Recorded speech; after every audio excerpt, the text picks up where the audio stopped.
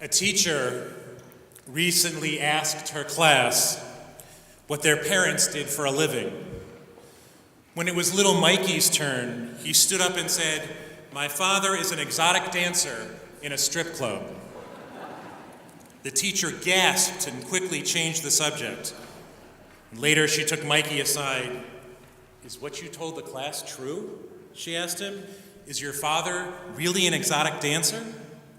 "No," Mikey replied, with a sense of, "I'm too embarrassed to tell the class. My father is an administrator in the Atlanta public school system."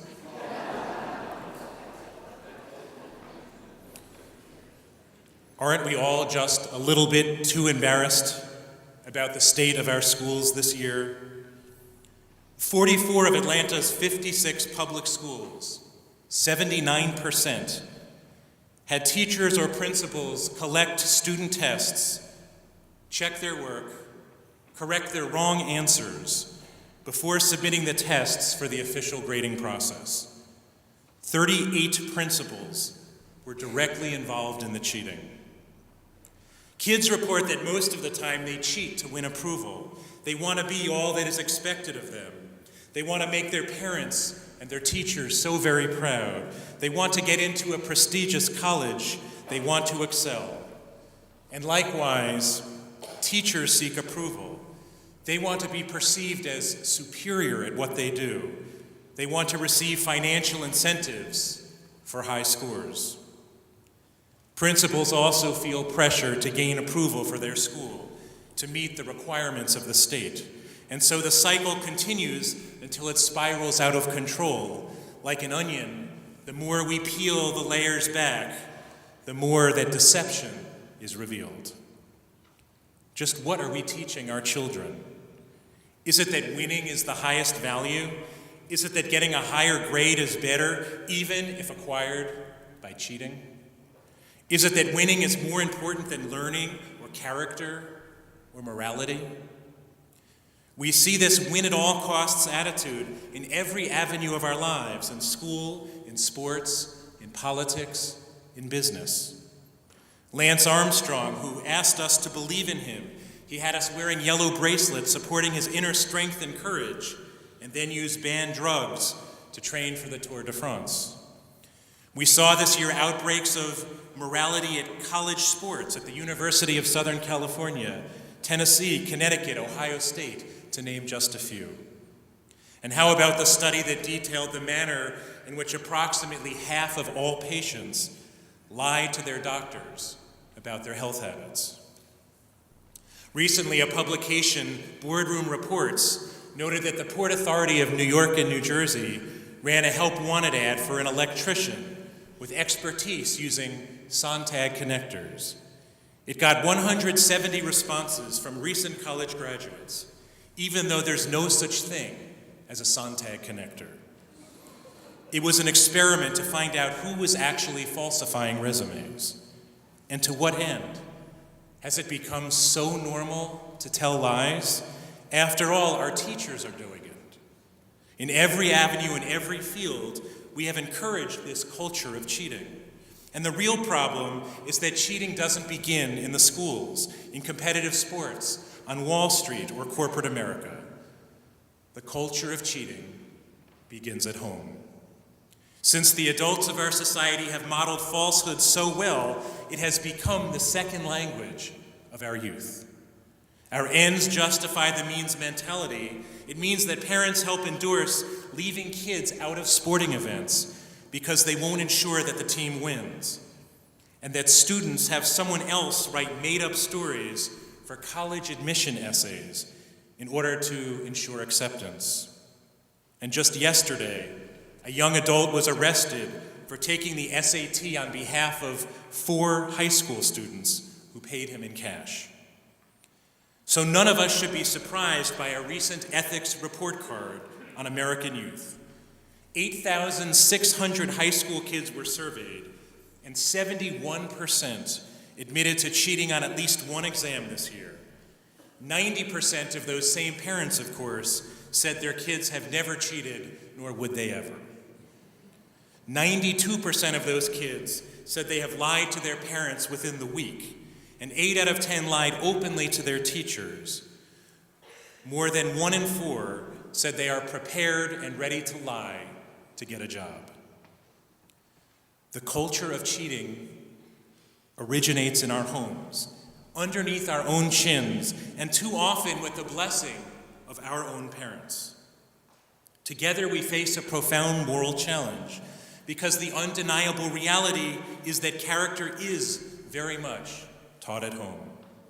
Since our children watch and learn from what we do every day of our lives, we can't say to them, "Pay attention to me on Monday, but don't watch me on Tuesday."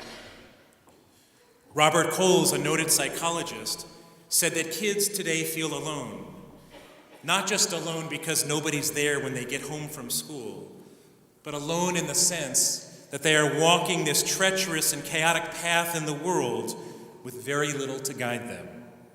Coles calls it moral aloneness.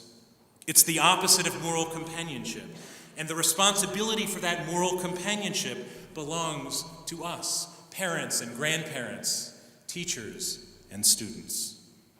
In Coles' words, after the courses are over and the therapeutic sessions end, our children's questions ought to be ours. Where are the grown-ups in our lives upon whom we can really rely, upon whom we can trust, whose values are believable and desirable? Moral companionship means being there for our children without hypocrisy. Everything we do is available for our kids to imitate. So if we talk about integrity at home and then keep the money accidentally given to us by the cashier at Kroger, that is not moral companionship. If we look the other way when our children are dishonest, they may have our companionship, but they do not have our moral companionship. What our kids are looking for are ethical guidelines, and it's not that they're so outrageously disobedient. Sure, they have fads and friends, and they have tempting pressures as they find their place in the larger context of life. But when exposed to cheating, what have we taught them to choose? When we live our lives as if winning is our primary goal, it becomes their highest value as well. And when winning becomes their highest value, then we are raising the next generation of educational and corporate pirates in our own homes. To whom does the responsibility to respond to a culture of cheating belong? Who should provide alternatives to a culture that is amoral at best? And again, the answer must be us. We who stand with our children. We do it at baby namings and brisses and b'nai mitzvah. It's not enough to stand with them and smile at their important life cycle events. We must guide them in every interaction and every juncture. It's true, Atlanta public schools have failed us miserably this year, but they are just the ones who got caught. Winning at life means keeping focused on what is truly important: education, integrity, morality. Winning is not a one-time event, it's an ongoing way of life. Nonetheless, there is good news to report this evening as well. And sometimes it takes a new year to remind us we still have time. We still have time to fix the culture of cheating that is rampant all around us. For it is the audacious claim of these high holy days that we can use the future to change the past. I shared a similar teaching with you a number of years ago in another context, but it applies tonight, this year, more than ever before. In all other civilizations, time flows from yesterday to today to tomorrow. The past shapes the present shapes the future. We know it as cause and effect. Something happened yesterday, last year, 10 years ago, and because of that something will happen today. And that something today will cause something to happen tomorrow, so the past is what determines the future. But in Judaism, it is the future that determines the present and defines the meaning of the past. Was something a tragedy or a spur to growth? Was something a mistake, or was it a learning experience?